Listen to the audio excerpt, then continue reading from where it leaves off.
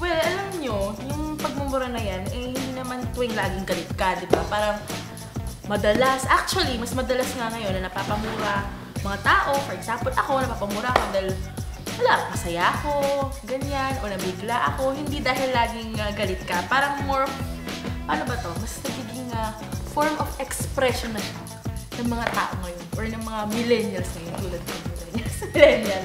Di ba, James?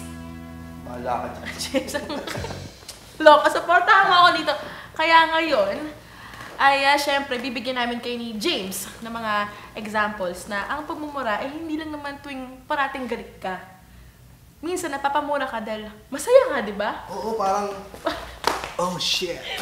Ina mo, Ano yung sabi mo kanina, yung parang, hindi, yung pagmumura hindi lang para sa galit. Paggalit. Oo, hindi lang. Oh, tama yun. Kasi minsan pag kunyari, sarap na sarap ako doon sa pagkain. Parang sabi ko, oh shit, sarap nitong pagkain na to.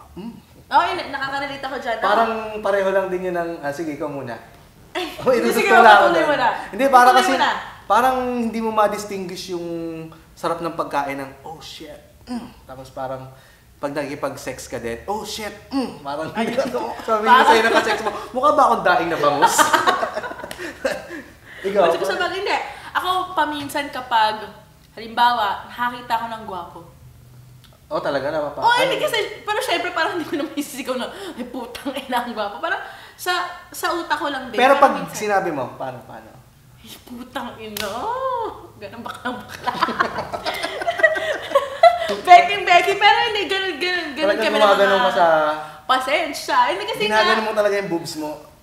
Talaga nagpapaano ka. eh, ang pogi yun. Eh, ikaw pa pag Hindi naman ako pag nakita ako ng babae na maganda, eh putang ina, hindi ako gumaganon sa ano ko, sa... Namaganon na ako ngayon, hindi ko ginagawa yun, grabe ka. Eh paano? Kitang-kita ko. Hindi yung pagkakasabi kasi. O paano nga yung pagkakasabi? Yun nga, nagigigil. Nagigigil. Joke lang. Pag ano ba, nai-imagine mo? May nai-imagine ka? Wala. Hoy, wala! Alam mo, isa pang ano, pag, minsan kasi dapat talaga ilalagay mo rin sa lugar eh. Pag kunyari, nagmamadali na kayo. Mapapamura ka din eh. Ay, putang ina, bilisan mo. Malilit na tayo sa misa. Putang ina mo, communion na. Ganyan. Oy, tang ina, magagalit si father. Ganun na yung ano. Pero lalagay mo sa lugar. Lugar naman. Lugar. Oh, Lugar naman. Yung mga saktuhan lang. Misa kasi yung unang dumating sa ano ko. Kago. Naku, minsan kapag nagugulat ka. Di ba? Halimbawa, nanonood ka ng horror movie. Ganyan. Halimbawa, may dumating si Chris Aquino. Nagulat ka. Si Chris Aquino ka na. Kay Chris Kasi Aquino ka movie si nagalit. Chris Aquino, di ba horror? Parang yung mga Kumbaga ganyan. Kumbaga may multo, andyan na yung multo tapos biglang lumabas si Chris Aquino. Ay puta na! Chris Aquino! Doon ka magugulat kay Chris Aquino, lagot ka. Hindi! Kasi naisip ko agad si Chris Aquino kasi Parang andyan na yung feng shui. horror movies. Oh, Si Lotus Pit, Tapos ganyan. biglang, si Chris Aquino, ay puta ka na si Chris Aquino! Hindi mo akalain nandun siya. Sa gulat, isa pa sa akin, pag kunyari, yung drama naman. Hindi mo akalain sa akin magagaling, no? Kasi kinuha mo yung horror eh. Ayun din sa akin eh.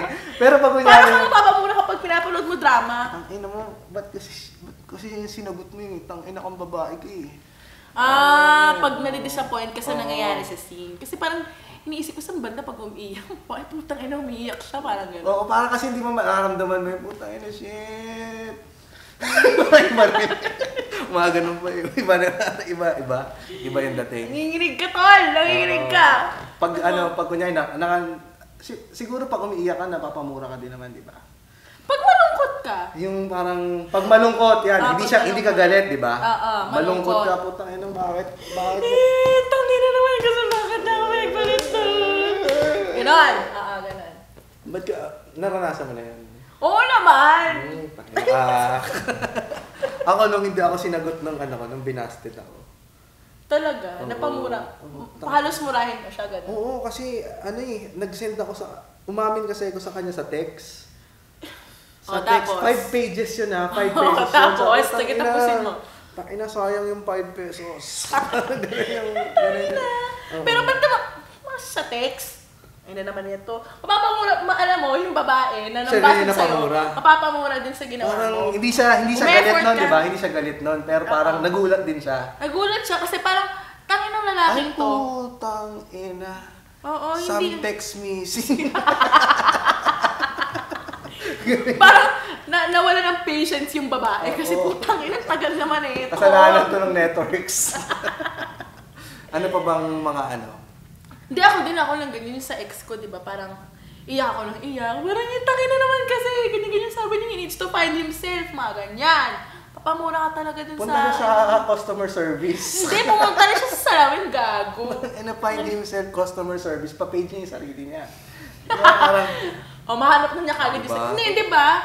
I mean, sa feeling ko, lahat ng mga siguro babaeng nanonood dyan ngayon, talagang yung reason na yon or marami pang rason, kapag nakipag-break sa kanila yung lalaki, mapapamura din talaga sila. basta ang point, hindi lang basta galit, Ah, nagmumura. hindi lang basta Pwedeng ganun. wala lang eh, no? Di ba? Parang nagulat. Hindi na basta may kinamumuhian ka, ganyan, Oo. hindi ganun. Pag masaya, yun, iba-ibang nagiging Pag masaya. Oo. Di ba? Pag, ayun yung napag-usapan natin dati na, ay putang ina, tapos na yung misa. Misa pa din. Hindi mo nawala sa kanya yung misa.